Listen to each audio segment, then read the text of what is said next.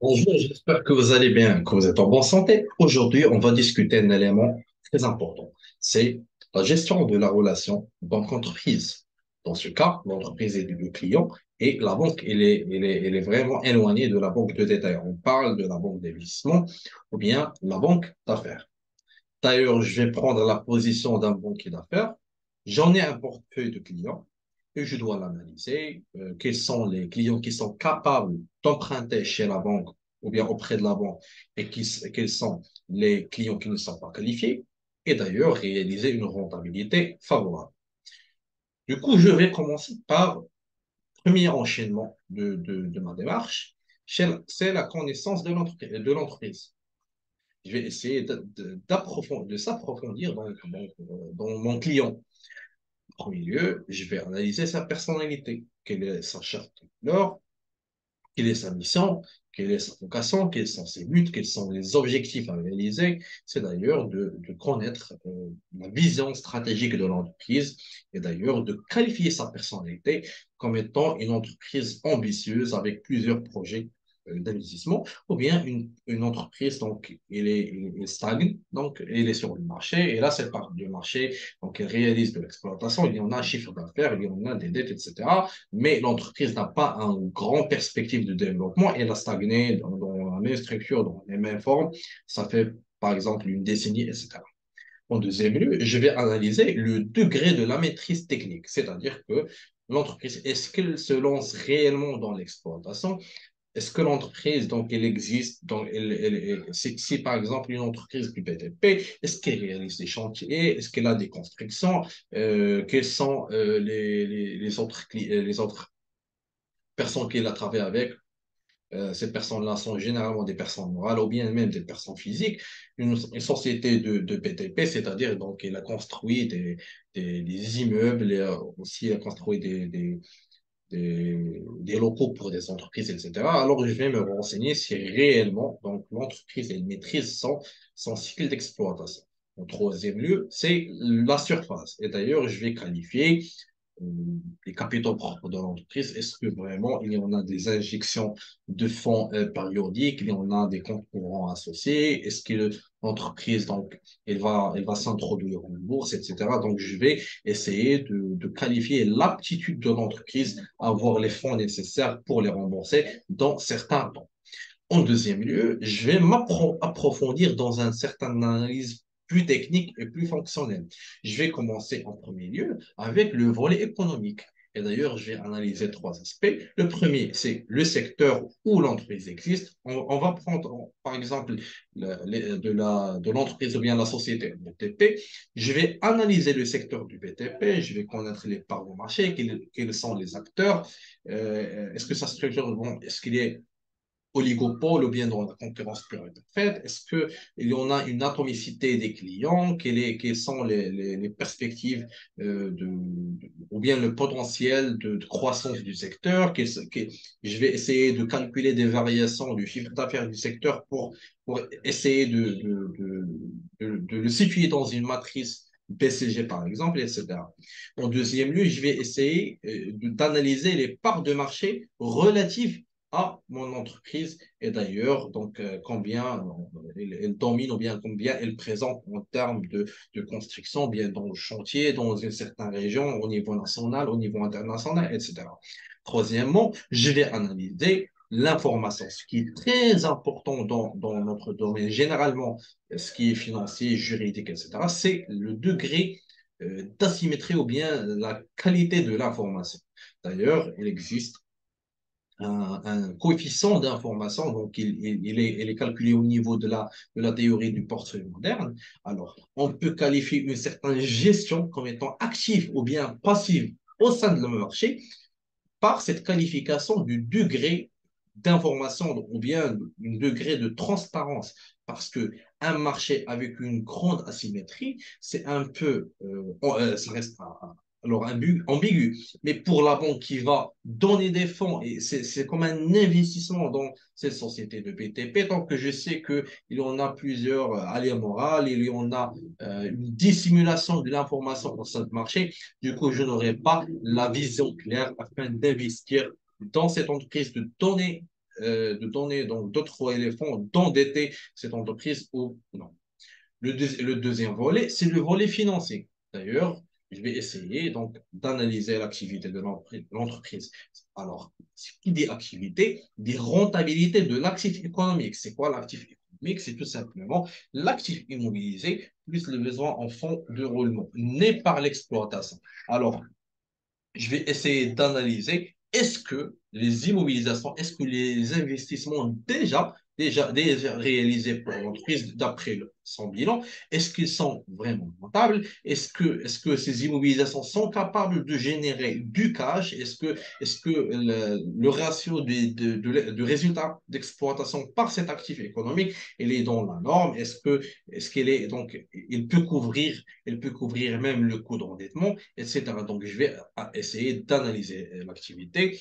On a déjà décortiqué la rentabilité économique entre deux ratios, soit l'efficacité et la profitabilité. Je vais me renseigner de plus sur l'efficacité. Donc, est-ce que généralement, si je vais diviser donc, le résultat sur le chiffre d'affaires ou bien le résultat sur les capitaux propres, est-ce que ça va me donner donc, un ratio dans les normes exigées? Donc, si je veux réaliser une rentabilité de 20% en moins afin de couvrir donc, l'endettement et aussi pour, euh, pour le bon sens, et aussi ça va donner un bon signal pour les actionnaires que généralement donc, l'activité elle est rentable et même d'injecter des fonds, etc.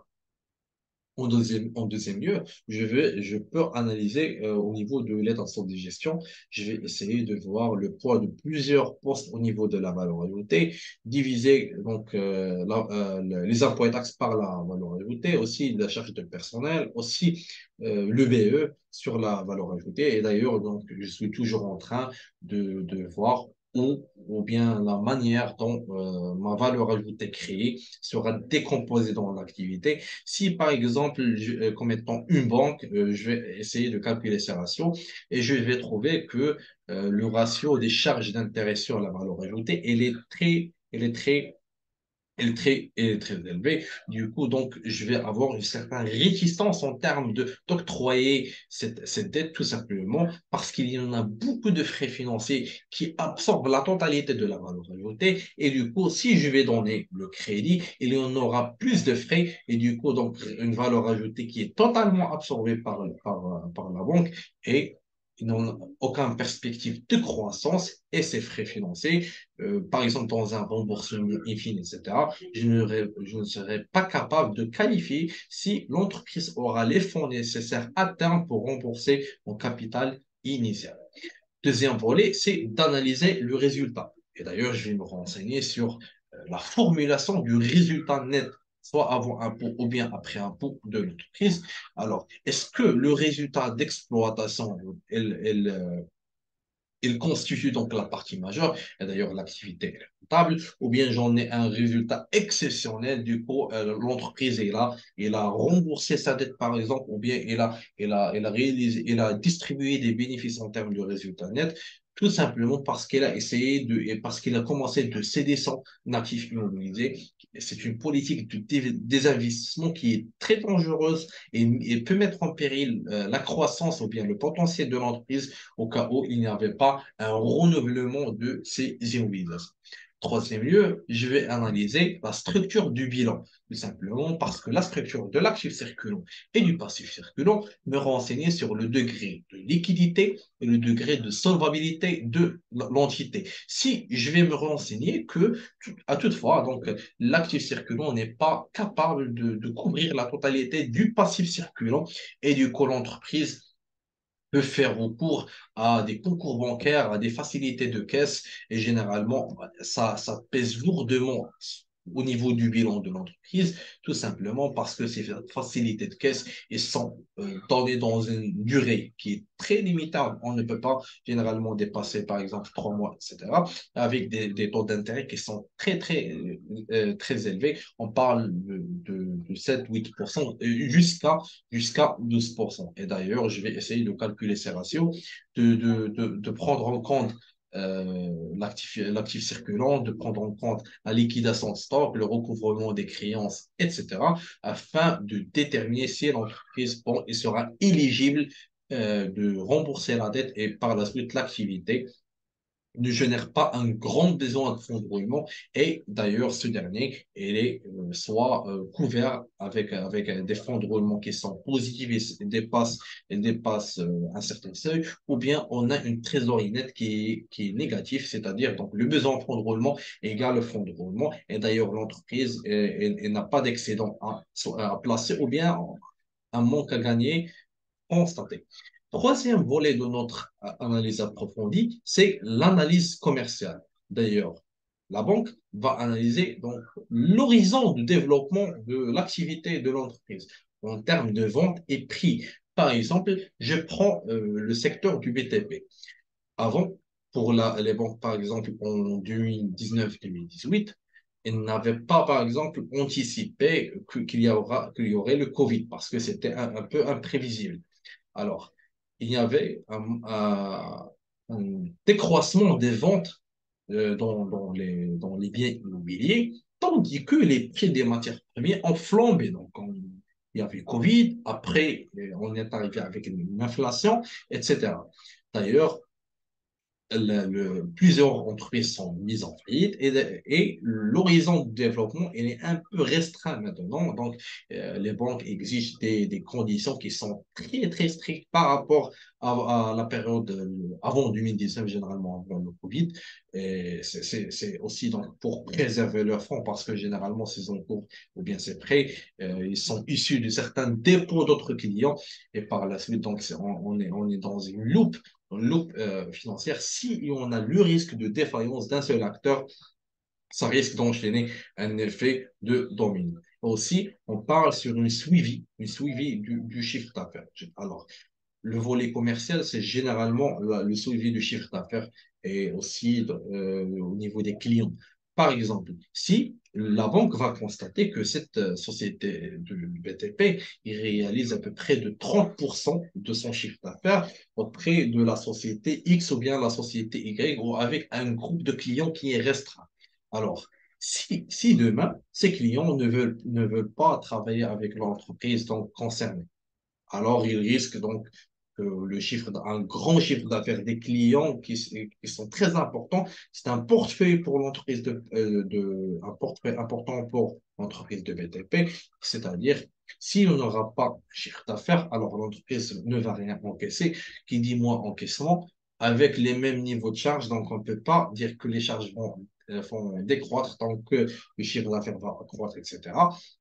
C'est une relation de corrélation, mais pas toutefois vers donc, une corrélation saine. Donc, ça, elle est proche de un ou elle est proche de -1. Mais généralement, s'il y en a euh, une baisse au niveau du chiffre d'affaires, on ne va pas constater généralement la baisse au niveau des coûts. Et on peut même avoir la hausse des coûts avec la baisse du chiffre d'affaires et ça va nous générer donc l'effet ciseau. Donc, on sait que l'effet ciseau, ou bien c'est un peu similaire à l'effet de massue qu'on a vu au niveau de la rentabilité financière. Si le coût de la dette, elle dépasse la rentabilité économique. Et d'ailleurs, le banquier, donc, il est amené à analyser et suivre l'évolution des chiffres d'affaires et aussi le portefeuille du client de l'entreprise du BTP afin de s'assurer que la disparition d'un client ou bien le changement des méthodes de la politique commerciale ou bien le changement au niveau de la formation des prix.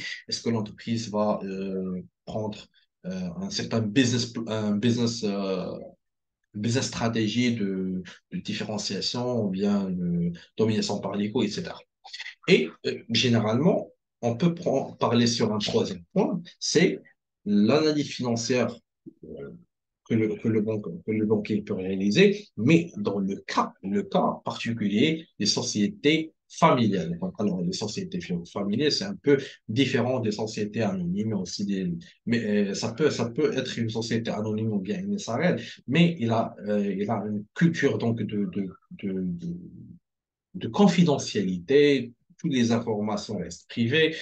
Toutes les actionnaires ne sont que des membres de la famille, un père, des fils. des filles aussi, des oncles, etc.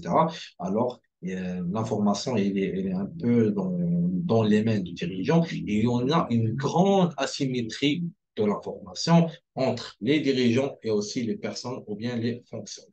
Alors d'ailleurs, c'est un ratio très important pour le banquier, c'est d'analyser l'intensité capitaliste, donc, ou bien l'intensité capitalistique. Donc, elle va essayer de diviser l'effectif ou bien la force de travail en termes de main-d'œuvre dans l'entité par l'ensemble des capitaux permanents. On parle généralement des fonds propres avec la dette, ou bien donc selon la structure financière du haut de bilan de l'entreprise. D'ailleurs, donc cet indice, il est très important parce qu'il renseigne l'entreprise de la manière dont la force ou bien donc, le capital humain de cette société familiale, il est rémunéré ou bien combien il réalise en termes de rentabilité. Parce que au niveau de cette analyse de l'intérêt, de l'intensité capitalistique d'une société familiale, on a un autre ratio aussi dérivé de cette notion, c'est le ratio de la productivité de travail, c'est le chiffre d'affaires sur l'effectif.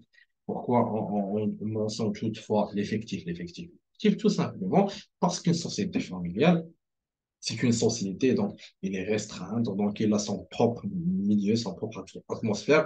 Et d'ailleurs, c'est très important pour la banque, avant d'octroyer un crédit, de savoir si la formation du capital humain au sein de ces sociétés familiales, elle est rentable. Parce que, tout simplement, si je vais constituer une entreprise avec mes parents, avec mes cousins, mes cousines, mes frères, etc., et d'ailleurs, il n'y avait pas de travail qui est réel. On a toutefois en train de faire une main-d'œuvre fictive.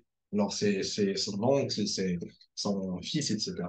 Et on aura en disant on n'aura pas une grande flexibilité de concevoir la constitution des chiffres d'affaires parce que les chiffres ils peuvent être non communiqués au niveau de secteur ou bien que cette société familiale donc elle a une manière spécifique dont elle réalise ses ventes ou bien elle a des clients qui sont privés, etc. Et d'ailleurs, ces deux ratios-là, ce sont très significatifs au niveau de cette analyse pour octroyer le crédit dans un cas spécifique à une petite société familiale. Donc, il n'y avait pas de dilution même de l'information.